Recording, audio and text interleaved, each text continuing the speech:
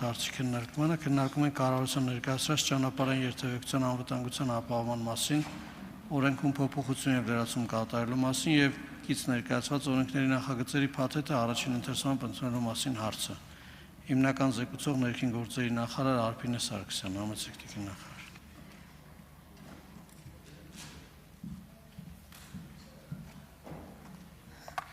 Ազգային ժողովի հարգարժան փոխոստնակ, հարգելի պատգամավորներ, օրակարգային այս հարցով ձեր քննարկմանն է ներկայացված ճանապարհային երթևեկության անվտանգության ապահովման մասին օրենքում փոփոխություն եւ լրացումներ կատարելու մասին օրենքի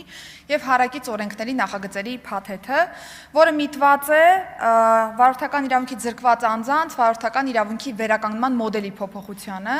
Պիտի փաստեմ, որ բավական երկար ժամանակահատված մեր քաղաքացիները անընդհատ բարձրաձայնել են այս հարցը եւ խնդրել դիտարկել մոդելի փոփոխության հարցը, այդ թվում քննարկում է տեղի ունեցել Հայաստանի Հանրապետության վարչապետի հետ եւ պիտի փաստեմ, որ մենք փորձել ենք այս օրենսդրական նախաձեռնությամբ հնարավորինս բալանսավորված լուծում առաջարկել մոդելի փոփոխության տեսանկյունից։ Այս պայծրությամբ ինչ ունենք եւ ինչ մոդել ենք առաջարկում, այս պայծրությամբ վարորդական իրավունքը հնարավոր է վերականգնել բացառապես տեսական եւ գործնական քննությունները հանձնելու պայմաններում, բայց պիտի նշենք, որ միջազգային պրակտիկայում տարբեր օրինակներ կան, այդ թվում վարորդական իրավունքից զրկված անձանց համար վերապատրաստումներ կազմակերպելու օրինակը, փորձաշրջան տրամադրելու հնարավորությունը սահմանափակ հնարավորություններով, ալկոփականների տեղադրման հետ կապված տարբեր լուծումներ եւ այսպես շարունակ։ Եվ ի վերջո մեր քննարկումներում կանգ ենք առել հետեւյալ մոդելային լուծման վրա. Զրկման ժամանակահատվածը անցնելուց հետո, այսինքն որպես կանոն այն 1 տարին է, բացառիկ դեպքերում այն 2 տարին է, զրկման ժամկետը անցնելուց հետո անձը պիտի վճարի պետական տուր 50,000 դրամի չափով, այնուհետև սահմանվում է 1 տարի ժամկետով փորձաշրջան անձի համար եւ 1 տարի փորձաշրջանի շրջանակներում անձին տրվում է 6 բալային միավոր, այսինքն սահմանափակ բալային միավորներ ենք տրամադրում փորձաշրջանի ընթացքում, որպեսզի անձը ցույց տա, որ իր վարքագիծը փոփոխվել է եւ կարող է վերադառնալ տրամաբանական երթևեկության շրջանակ, այսպես ձևակերպեմ, եւ եթե փորձաշրջանի ընթացքում ամեն ինչ հարթ է անցնում, ապա հաջորդ տարվա կտրվածքով վերականգնում ենք 13 բալի հնարավորությունը անձի համար։ Իսկ եթե փորձաշրջանի ընթացքում անձը կրկին զրկվում է վարորդական իրավունքից կամ սպառվում են բալերը, ապա սա համարվում է զրկում կրկին եւ անձը չի կարողանում օգտվել վարորդական իրավունքից, իսկ հետագա վերականգնումը կարող է տեղի ունենալ արդեն տեսական եւ գործնական քննությունների պարտադիր վերահանձնման ճանապարհով, որովհետեւ այդ դեպքում արդեն ավելի խորը խնդիր ունենք անձի գիտելիքների եւ հմտությունների հետ կապված։ Հարգելի գործընկերներ, ուզում եմ փաստել, որ նախագիծ ունի անցումային դրույթ, որը վերաբերում է 2020 թվականի հունվարի 1-ից հետո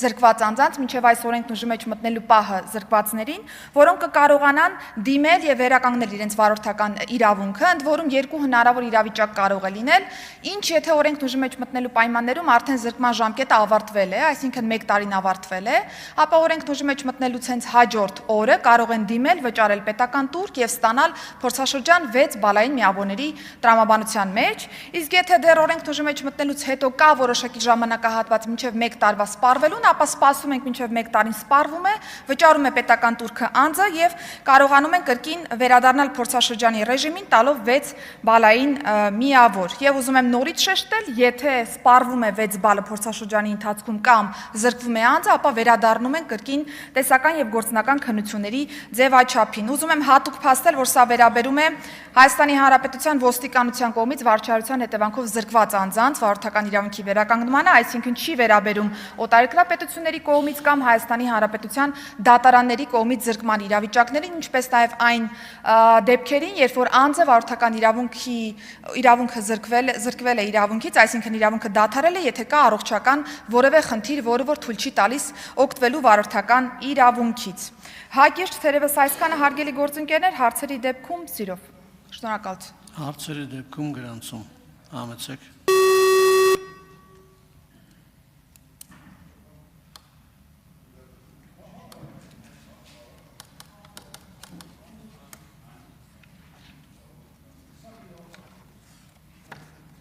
Արթուր Հովհաննիսյան։ Շնորհակալ եմ։ Վստահ եմ հանձնաժողովում քննարկվել է այս հարցը, բայց մեր ժողովրդի համար նաև այս ամբիոնից կարևոր է որ հնչեցնեք։ Ես կարծիքներ եմ լսել մեր քաղաքացիներից, որ պետք է տարբերակում դնենք, թե ինչի համար են զրկվել վարորդական իրավունքից, որովհետև զրկվել էլ կա իրականում, եւ հատկապես անդրադառնում են ոչ սթափ վիճակի պատճառով վարորդական իրավունքից զրկվելու հանգամանքներին։ մենք որևէ տարբերակում չենք դնում, ես որքան հասկացա, դուք ինչ դիտարկում ունեք այս տարբերակման վերաբերյալ։ Շնորհակալություն կարևոր հարցադրման համար, պարոն Հովհաննիսյան, այո, նմանատիպ քննարկում կա եւ ես ինքս էլ կողմ եմ շատ ավելի թիրախային լուծումների, բայց երբ որ մենք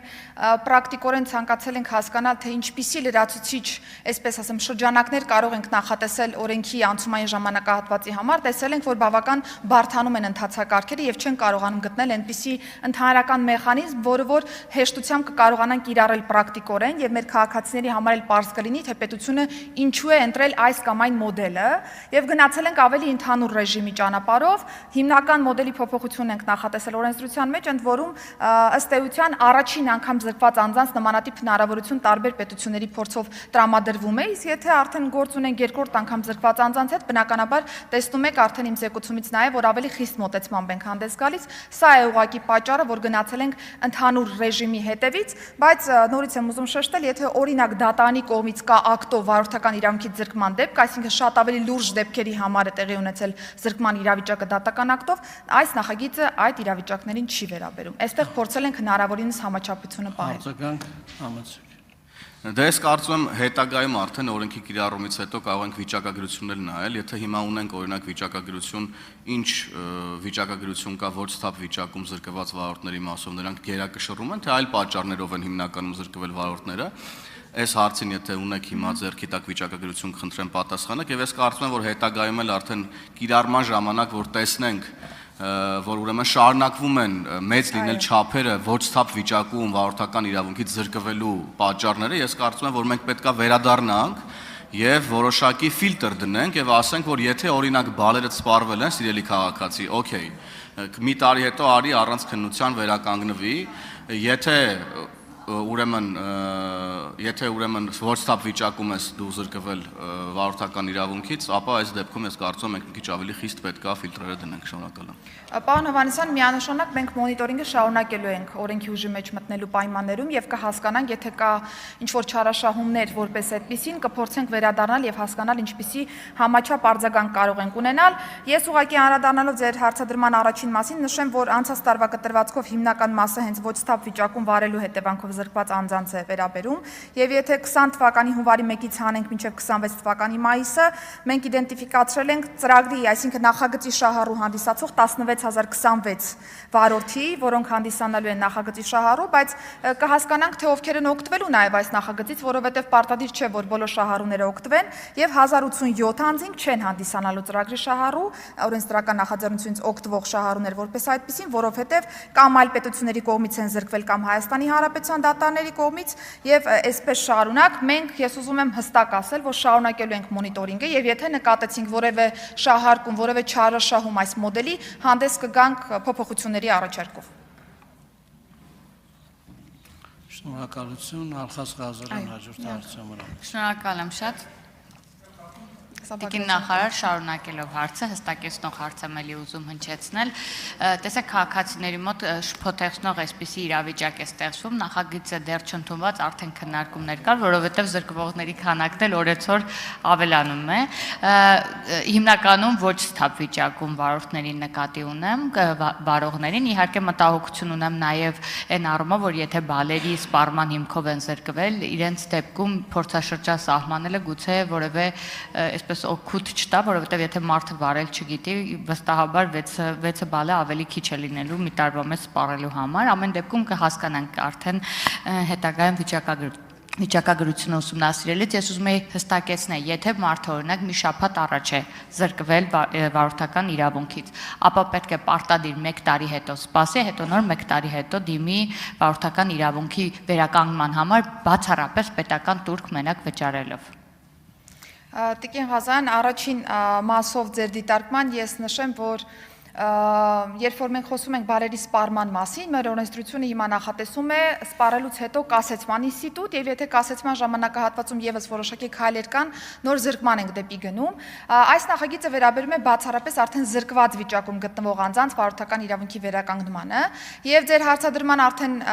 երկրորդ մասին անդրադառնալով ես պիտի փաստեմ, որ այո, եթե նույնիսկ 1 շաբաթ առաջ է լրացել, անձը պիտի սպասի եւ սպառի 1 տարի ժամկետով զրկման ժամանակահատվածը, դիմի վճարի տարի պետական տուր 50,000 դրամի չափով եւ կկարողանա սահմանվել իր համար 1 տարի ժամկետով փորձաշրջան 6 բալի շրջանակներում եւ ես վստահ եմ, որ եթե անձը ունի գիտելիք եւ հմտություն ճիշտ ձևով օգտագործելու այս կառուցակարգը, ապա 6 բալը պատշաճ կերպով կպահպանի մի տարվա փորձաշրջանի շրջանակներում եւ հետո արդեն կգանք 13 բալային ռեժիմին, ինչպես որ մյուս քաղաքացիների դեպքում է, եւ ուզում եմ հատուկ շեշտել նորից, որ սա ընդամենը 1 անգամ տրվող հնարավորություն է։ Այսինքն, եթե այս մոդելի կիրառման արդյունքում անձը մի տարվա ժամկետում փորձաշրջանը չկարողացավ օգտակար բարձր գործողության գործակցով ավարտել, նշանակում է, որ հետագայում որևէ շանս նմանատիպ չի տրվելու եւ գնում ենք ստանդարտ ռեժիմին, որը այս պայծրությամբ կա։ Արձագանք չկա, Սերգեյ Բագրատյան։ Չունը, անում եք, Գեհամ Նազարյան, համեցեք պարոն Նազարյան։ Շնորհակալություն։ Ես մի հարց եմ ուզում տալ։ Ընդհանրապես այս ամեն ինչը ստեղծվեց նրա համար, որ մարդիկ ավտոսիրողները չխախտեն կանոնները։ Հիմա մենք ոնց որ ասում ենք, դե լավ, դե խախտել եք, դուք եկեք նորից վարորդական։ Այսինքն այդ մարդիկ են, որոնք պոտենցիալ վտանգ են ներկայացնում հասարակության համար, մարդկանց համար, մյուս ավտոմեքենաների համար։ Մենք ինչի ենք չարչարվում, որ իրենց հնարավորություն տանք, որ իրենք նորից վարորդական իրավունք ունենան։ Միաժամանակ, օրինակ, բազմաթիվ մարդիկ, որոնք օրինակ լավ վարել գիտեն, ասենք, կենցաղով եմ ասում, ասենք փորձով, քննությունը հանձնում են այդ տեսական մասը, գնում են քննության են ասենք այդ խախտումը, որ որևէ մեկը չի անում, բան ինչ-որ անհասկանալի պատճառաբանություններ մարդկանց թույլ չէ, այսինքն ասում են դուք չեք ստանում վարորդական իրավունք։ Այսինքն պարկեշտ, օրինապար քաղաքացուն մենք թույլ չենք տալի, որ ավտոմեքենա վարի, իսկ այն մարդը, որ անդադար խախտումներ արել, ասում ենք մենք կառավարությունով, խորհրդանով, ջանք ու եռան չենք խնայում, որ ձեզ նորից հնարավորություն տանք բոլորի համար վտանգ ստեղծել։ Հիմա մեր նպատակը որն է, ինչու ենք իրենց այդ հնարավորությունը տալիս։ Պարոն Նազարյան, շնորհակալություն հարցադրման համար։ Մենք ոչ թե նրանց հնարավորություն ենք տալիս, այլ արդեն խորհրդարանը տվել է նման հնարավորություն անձանց վերականգնելու իրենց վարորդական իրավունքը, որովհետև այսօր կա հնարավորություն վերականգնելու վարելու իրավունքը, պարզապես մոդելներն են տարբեր։ Եթե գործող ինստիտուտի շրջանակներում պարտադիր է դառնում տեսական եւ գործնական քննության վերահանձման ճանապարհով վերականգնումը, մենք առաջարկում ենք հնարավորինս բալանսավորված լուծում առաջարկել մեր քաղաքացիներին, որպեսզի մոդելը ըստ էության լինի վարքագծի վրա ազդող եւ մենք հասկանանք, որ վարորդական իրավունքի վերականգնման պայմաններում անձը իրականում ցույց է տվել իր վարքագծով, որ ունակ է մտնելու օրինապահ երթևեկության դաշտ եւ այն փորձաշրջանը եւ այն սեղմ բալային համակարգը, որը որ տրամադրում ենք անձին, իրականում պահպանվել է եւ պետությունը շատ ավելի ապացուցահեն ճանապարհով է վերականգնել այդ անձի վարորդական իրավունքը, քան այս պահի դրությամբ է, որովհետեւ որևէ մեկը չի կարող ասել, որ տեսական եւ գործնական քննության պայմաններում վարորդական իրավունքը վերականգնած անձը չի կարող օրինակ վաղը մտնել երթևեկություն եւ կատարել այնպիսի խախտում, որի համար կրկին կգանք զրկելու։ Նախագիծը բացառապես վերաբերում է մոդելի փոփոխությանը, որտեղ որ մենք փորձել ենք հնարավորինս շեշտը դնել անձի վարքագծի վրա, եւ ես որևէ ձևով չեմ խրախուսում զրկված անձանց վարորդական իրավունքի վերականգնումը, այլ հակառակը փորձում ենք մոդելով այնպես անել, որ մեխանիզմը աշխատի եւ մենք տեսնենք վարքագիծը, տեսնենք անձի, նոր միայն թողենք ստանդարտ երթևեկություն։ Եթե արձագանքեք, ես կշարունակեմ։ Համեցեք ես արձագանքեցի, ես դիտավորյալ հարցը սրված շեշտերով դրեցի, որ մենք մեր հասարակությանը ցույց տանք, որ ի վերջո մենք բարի քայլ ենք անում եւ իրանք պետքա ճիշտ գնահատեն այդ։ Խնդրեմ արձագանքեք։ Եվ այս պայմաններում, պարոն Նազարյան, քանի որ դուք անդրադարձաք նաև վարորդական իրավունք ստացողների իրավիճակին, ես ուզում եմ միանգամից ասել նաև այս ամբիոնից, որ մենք որևէ ձևով չենք պատրաստվում հեշտացնել այդ գործընթացը։ Որովհետև մենք էլ ենք հասկանում, որ վարորդական իրավունք պետք է ստանա իրականում այն անձը, ով որ ունի ճիշտ գիտելիքների եւ հմտությունների բազա եւ հետեւապես ասել, որ այս կամ այն աննշան խախտման համար անձը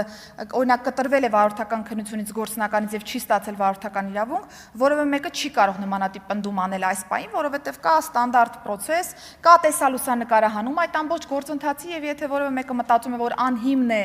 զրկվել վարորդական իրավունքից, ապա կարող է դիմել եւ բողոքարկման ճանապարհով վերականգնել, բայց սրա կողքին ես ամենևին չեմ հավակնում նշելու, որ մենք իդեալական process ունենք եւ այդտեղ լավարկումների գնահատողի դաշտ չկա, հակառակը հիմա ամբողջ մոդելն ենք վերագնահատում, որպեսզի կարողանանք հասկանալ, թե առհասարակ ինչպես ենք մենք տալիս վարորդական վկայականը անձին եւ ինչ ենք ակնկալում ունենալ սրա շրջանակներում, խոսքս նաեւ բալային համակարգին է վերաբերում, խոսքս նաեւ տուգանքներին է վերաբերում, դրանց չափերին, դրանց համաչափությանը եւ մնացյալ բոլոր հարցերին, բայց նորից եմ ուզում շեշտել հատուկ, պարոն Աշակյան, ավարտում եմ, որ մենք ոչ թե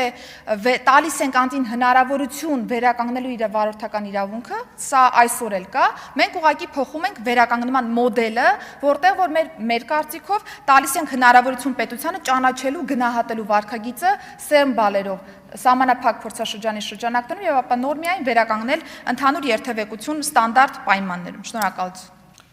Շնորհակալություն, հարցերը ավարտվեցին, տիկին նախարար, հարակից զեկուցող Արմեն Խաչատրյան, Պաշտպանության եւ անվտանգության հարցերի մշտական հանձնաժողովի նախագահի տեղակալ։ Շնորհակալություն,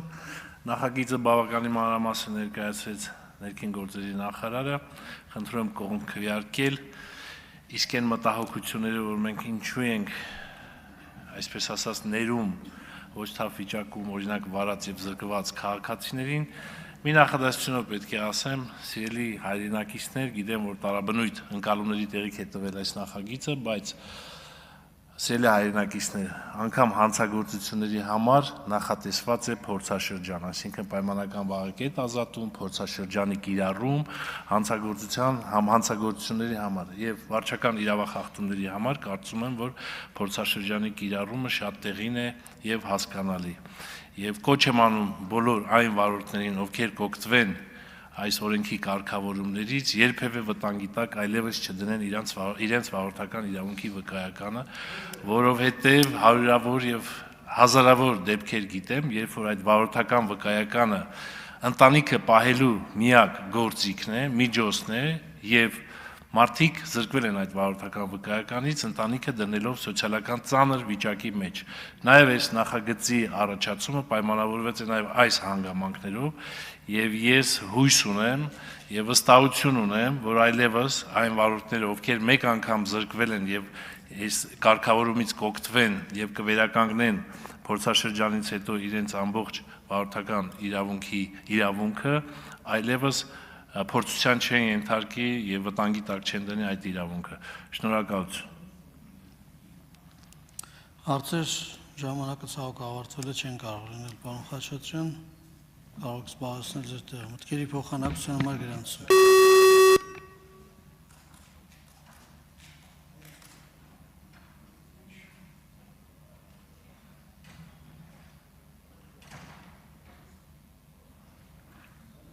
Գրանցված պատգամավորներ չկան, պարոն Խաչատրյան, տիկին Սարգսյան, ավելացնելու բան ունեք, համեցեք տիկին նախարար։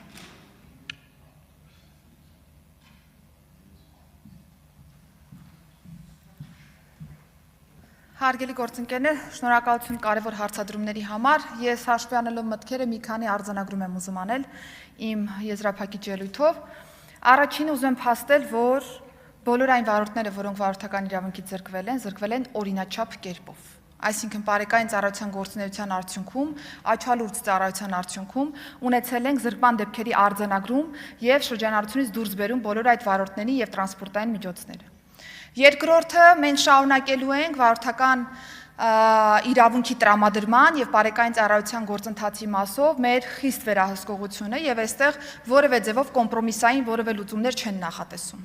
Երրորդը այս նախաձեռնությունը վերաբերում է բացառապես մոդելի փոփոխության, ինչպես ես նշեցի, այսինքն ոչ թե վերականգնմանն է վերաբերում վարորդական իրավունքին, որ չկար այս պայմանավորության պերօրենսդրության մեջ, այլ վերաբերում է մոդելի փոփոխությանը, որպեսզի մենք վստահ լինենք որպես պետություն, որ երբ որ անձը վերադառնում է երթևեկություն, նրան տրամադրված են այն բոլոր հնարավորությունները եւ հակակշռման, այսպես ասեմ, մեխանիզմները, որոնք որ թույլ կտան հստակ գնահատել անձի վարքագիծը եւ չարաշահման պայմաններում կրկին դուրս բերել անձին երթևեկությունից եւ ավելի խիստ գործիքակազմել կիրառել այս տեսանկյունից։ Բնականաբար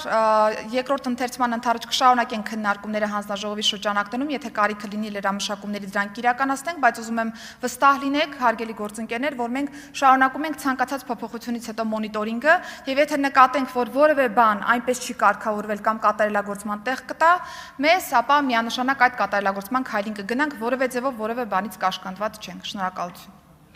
Շնորհակալություն։ Հարգելի գործընկերներ, անցնում ենք հաջորդ հարցի քննարկմանը։ Քննարկում ենք կառավարության ներկայացրած Հայաստանի Հանրապետության քրեական դատավարության օրենսգրքում լրացումներ կատարելու մասին եւ Հայաստանի Հանրապետության քրեակատարողական օրենսգրքում լրացումներ կատարելու մասին օրենքների նախագծերի փաթեթը առաջին ընթերցումը ընդունելու մասին հարցը։ Հիմնական զեկուցող ներքին գործերի նախարար Արփինե Սարգսյան։ Համեցեք տիկին նախարար։